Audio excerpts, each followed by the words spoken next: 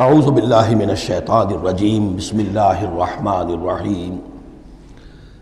سورہ توبہ میں ابھی یہی منافقین کا بیان چل رہا ہے، اور جب کوئی صورت نازل ہوتی ہے کہ ایمان لاؤ اللہ پر اور جہاد کرو اس کے رسول کے ساتھ مل کر، استأذنک اولو الطول منہم، تو ان میں سے جو مقدرت والے ہیں، دولت والے ہیں، وسائل رکھنے والے ہیں، وہ بھی آپ سے آ کر رخصت مانگتے ہیں۔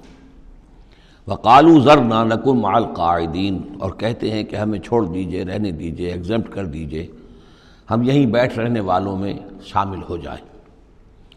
رضوا بان یکونوا مع الخوالف، وہ اس پر راضی ہو گئے کہ پیچھے رہنے والی عورتوں میں شامل کر دیے جائیں، یعنی جنگ کرنا مردوں کا کام ہے، اور خواتین کو چونکہ پیچھے بچے اور خواتین ظاہر بات ہے کہ گھروں میں رہ جانے والے تھے، تو انہوں نے اپنے لیے یہ مقام پسند کیا، یہ ایک طرح کا ان پر طنز ہے۔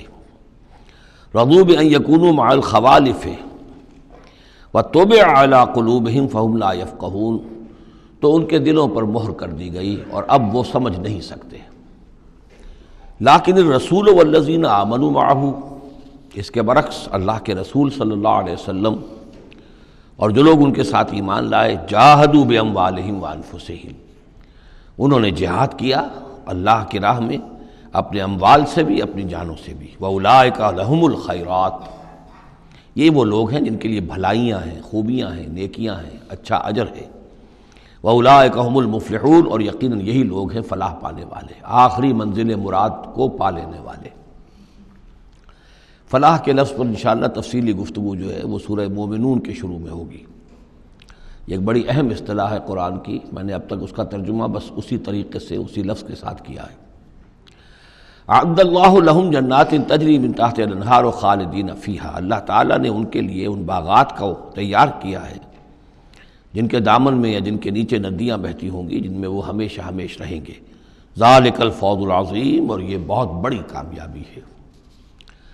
وجاء المعذرون من الاعراب لیؤذن لہم، اور آئے آپ کے پاس بہانے بنانے والے بدو بھی، مدینے کے لوگوں کا تذکرہ ہو رہا تھا، اب ظاہر بات ہے یہ نفیر عام تھی، اعلان عام تھا، تو اب جو بھی آس پاس تھے، جو دیہات میں رہنے والے مسلمان تھے، ان پر بھی یہ حکم جو ہے عائد تھا، تو اب ان میں سے بھی لوگ آئے اور رخصت طلب کرنے لگے۔ جاء المعذرون من الاعراب، اعراب اعرابیون کی جمع ہے، وہ جو لوگ بادیہ نشین بدو، لیؤذن لہم، کہ انہیں بھی اجازت دے دی جائے، انہیں بھی رخصت دے دی جائے۔ وقعد الذین کذبوا اللہ ورسولہ، اور بیٹھ رہے وہ لوگ جنہوں نے کہ جھوٹ کہا تھا اللہ سے اور اس کے رسول سے، وعدے جو کیے تھے وہ جھوٹ نکلے، یا یہ کہ جو عذر ان کر رہے وہ جھوٹا ہے۔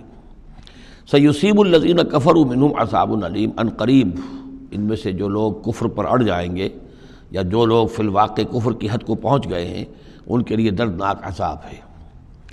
لیس علی الضعفاء، کمزوروں کا معاملہ یہ نہیں ہے، ان پر کوئی ذمہ داری نہیں ہے، کوئی ملامت نہیں ہے، ضعیف ہوں، ولا علی المرضى، نہ ہی بیماروں پر، ولا علی الذین لا یجدون ما ينفقون، نہ ہی ان پر کہ جن کے پاس کچھ خرچ کرنے کے لیے نہیں ہے۔ آخر اتنا لمبا سفر کرنا ہے، تبوک تک جانا ہے، کوئی سواری چاہیے، 4 آدمیوں پر ایک اونٹ ہو، کچھ تو ہو، کہیں تو کچھ نہ کچھ تو ان کو سہارا ملے، ان کے پاس سامان نہیں ہے، پیسہ نہیں ہے۔ لا یجدون ما ينفقون، تو جو لوگ اپنے پاس کوئی اس کی مقدرت نہیں رکھتے اور ساز و سامان نہیں رکھتے، تو ان پر حرج نہیں ہے۔ لیس علی الضعفاء حرج، یہ لیسا کے بعد جو ہے حرج یہاں آیا ہے، ان پر کوئی گناہ نہیں ہے، کوئی الزام نہیں ہے، کوئی ملامت نہیں ہے۔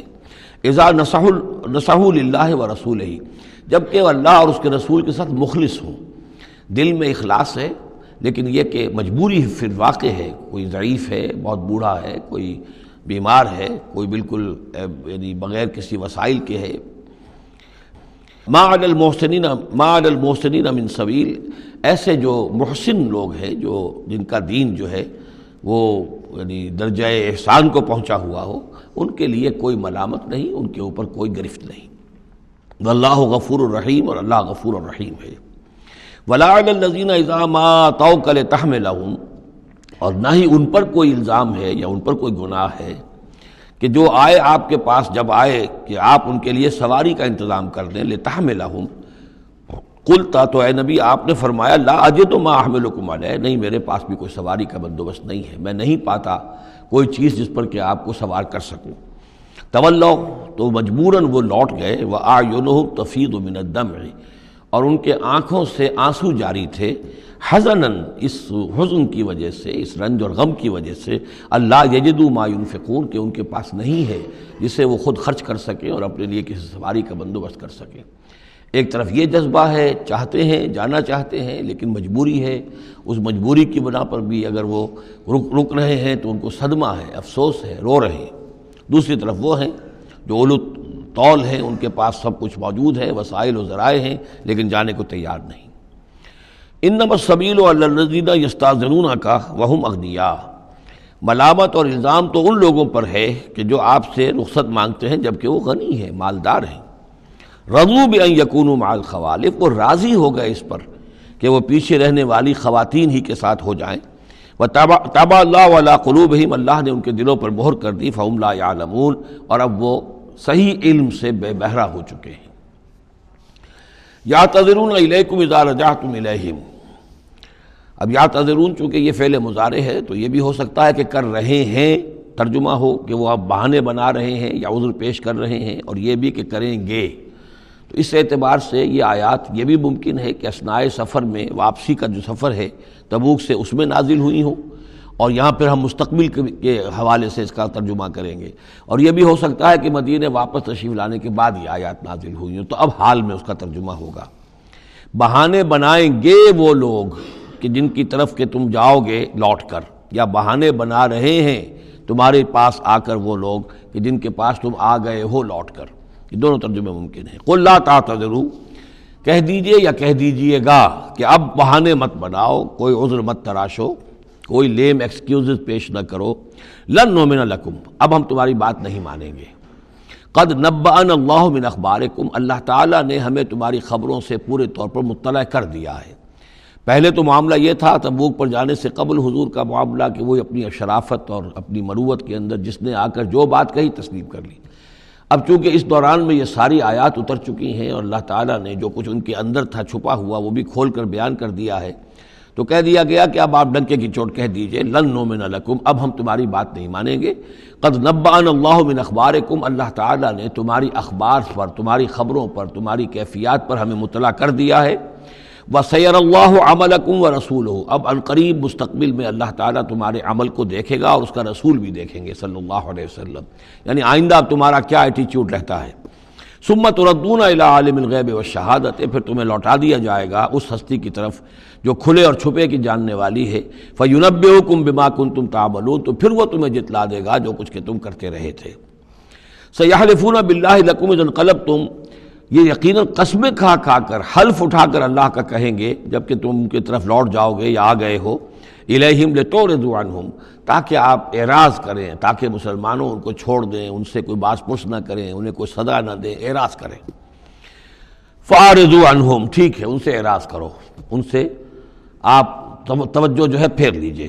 انہم رجس، یقیناً یہ لوگ ناپاک ہیں۔